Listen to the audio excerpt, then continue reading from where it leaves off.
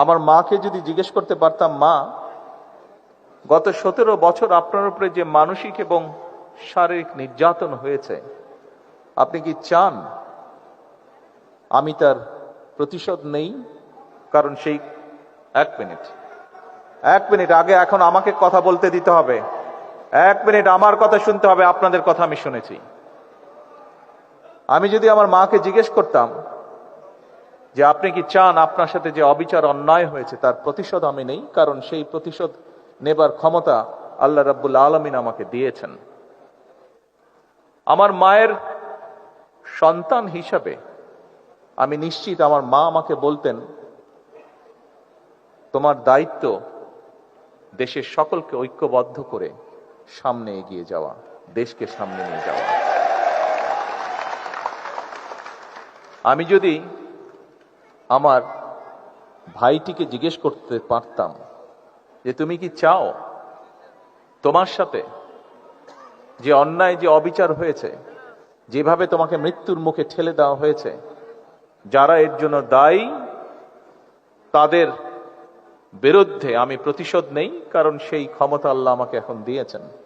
আমি নিশ্চিত দুভাই আমরা একসাথে বড় হয়েছি, তাকে আমি চিনি, তাকে আমি জানি, একই রক্ত আমাদের শরীরে প্রবাহিত। আমার ভাইটিও সেই একই উত্তর দিত, যে উত্তরটি আমার মা আমাকে দিতেন।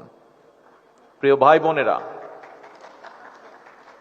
আমি 17 বছর আগে যখন এই দেশ ছেড়ে চলে যেতে বাধ্য হয়েছিলাম, আমি কি অবস্থায় গেছিলাম সেই বিবরণে আমি যেতে চাই না। তবে যখন আমি চলে যাই তখন আমার বহু সহকর্মীকে আমি দেখে গিয়েছিলাম। 17 বছর পরে যখন দেশে ফিরে আসার সৌভাগ্য হয়েছে, আমি ফিরে এসে আমার অনেক সহকর্মীকে পাইনি। আমি জুলাই আন্দোলনের আগেও আমার বহু সহকর্মীকে দেখেছিলাম, ছাত্রদল সহ, আমার বিএনপি সহ আমার দলের বহু নেতাকর্মী, বহু সহকর্মীকে দেখেছিলাম, যাদেরকে 5ই আগস্টের পরে আমি আর পাইনি, কারণ তারা পৃথিবীতে নেই, তারা পৃথিবী চলে চলে গিয়েছেন।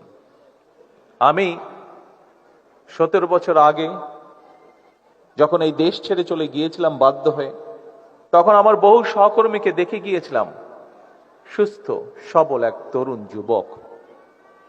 17 বছর পরে যখন ফিরে এসেছি, তাকে আমি দেখেছি তার কোনো অঙ্গহানি হয়েছে, শারীরিকভাবে ক্ষতিগ্রস্ত হয়েছে। একই ঘটনা ঘটেছে 5ই আগস্টের আগে এবং পরে। প্রিয়